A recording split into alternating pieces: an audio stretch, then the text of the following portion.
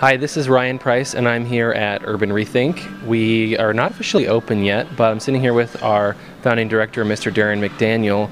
And so there are some places you can go if you want to sort of get a more high-level, less specific sort of version of our story.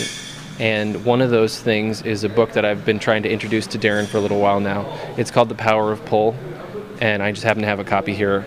John Hagel is one of the authors, and it talks about creating creation spaces, these places that they have lots of pull, lots of magnetism. For example, the story where the director of the nonprofit foundation just happened to be standing here at the same time that you just happened to walk in, and we're having a conversation about holding an event here. And then there you are, the person who's been trying to make something similar happen for months and months and months. That's an example of what this creation space enables, right? Yeah. Can you talk a little bit more about the difference between pull and push in the? It's not a test. No. So the push is really what you think of when you think of the company man, the guy who puts on his hat every morning, goes to work, is told what to do, probably works in the same job for 40 years, and then as soon as his sort of, effective usefulness is up, you retire this model and then you get somebody else, some 20-year-old guy to come in and replace him.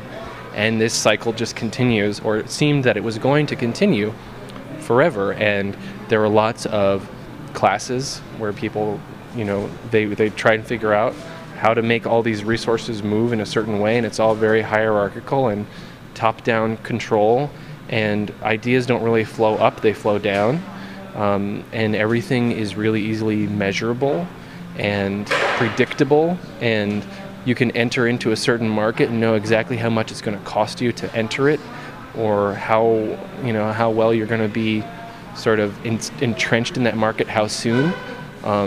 There are lots of, how do I say, it is sort of the way that a good military would be run even is through a push sort of organization. So it really kind of imposes the organization's structure and patterns and whatnot on the worker and kind of boxes them in a way, would you say, or is that? Yeah, I mean, it's... I guess right now we're talking on an organizational level, because in the book they covered several different kinds of push and pull. But if we're talking about a business with 3,000 employees, one way of thinking about it, which is very traditional at this point, very 20th century versus 21st century, is to put everybody into some sort of a compartment. But the newer model, the pull model, says. And a really great example is a company called Meetup that I think a lot of people who are watching this have heard of. I think they're based out of New York. I'm just going to go with that. And they actually have all of their teams, with the exception of the sort of infrastructure, so things like customer support, accounting, human resources, things like that. All of their workers, their developers, their designers, they are organized based on what project they're working on. So if I decide that Meetup needs to have a way to change the background color on emails, for some reason I decide that's an important thing if I work at Meetup, I have to then get at least one other person to decide that's a good idea and support me. And I have to get somebody who's a tester to decide to be our tester. And so we have to have a unit of at least 3 or 4 people in order to make this work, and a project management resource and people like that. So you put together this little team, and then you work on that project, and when that project's done, the team dissolves. But a lot of times these teams, they get used to working with each other, so at the end of their idea, or maybe even in the middle of pursuing that idea, they come up with another idea, and then they pitch that again. Or maybe they decide that they need more people to do the next idea, so they add on a few more people to the group, or maybe they shed some people to make it a smaller team or a bigger team, depending on what it is. And the entire company is structured this way. Another example would be Netflix. If you work at Netflix, the company, you don't have any vacation time. There's no prescribed amount of You get exactly 3 weeks a year.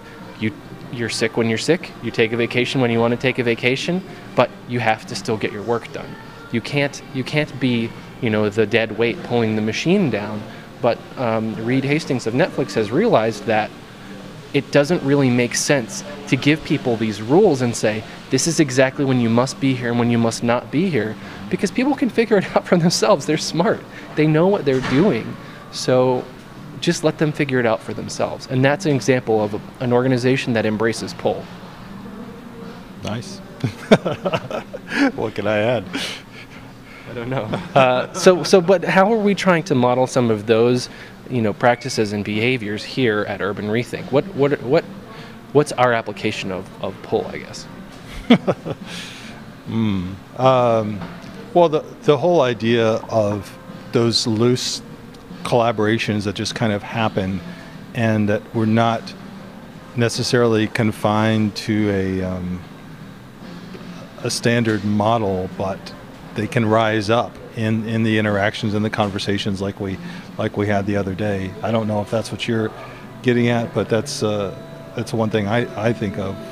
Well, I mean, I think one thing too would be even just the way that we're, instead of using the word rent, right? A lot of times someone comes in and they say, oh, well, how much is the rent? So I know I have a personal soapbox, but maybe I'm a little too passionate about it. You want to say something about that? Well, I totally agree with you. The idea that it's more, we're calling it kind of like dues instead of rent, in the sense that when people think of rent, they think in that box, and that we're here to have a personal space, and the walls are drawn accordingly, and the rules are all along with that, and where I'm renting that space and I'm doing my thing in it, and then I leave when I'm done. And the idea of the shared, the membership, that sense of communal possibility and integration with other people doing, also paying their dues and their membership, it just opens you up. You're thinking up to the world is bigger than you, rather than the cubicle that you might rent. Well, and here's one thing that I could say is that, let's say I've got a job where I work remotely, which I do, and tomorrow that company lays me off for whatever reason.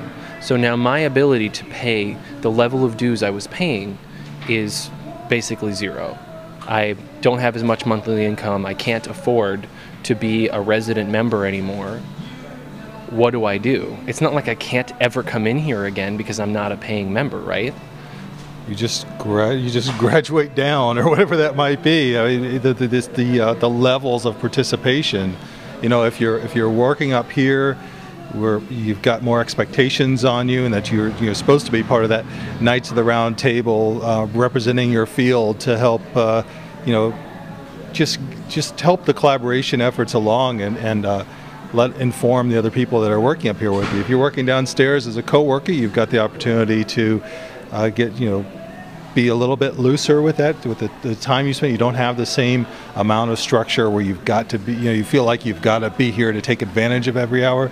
We're looking at about 20 hours a week that you'd expect to be down there. You got somewhere to work, and if for some reason you don't need that level of participation here, then you can just be a simple thinking member, an advocate of the space, and you feel like there's a place for you here. You belong. It's just a sort of a liquid movement between those three levels.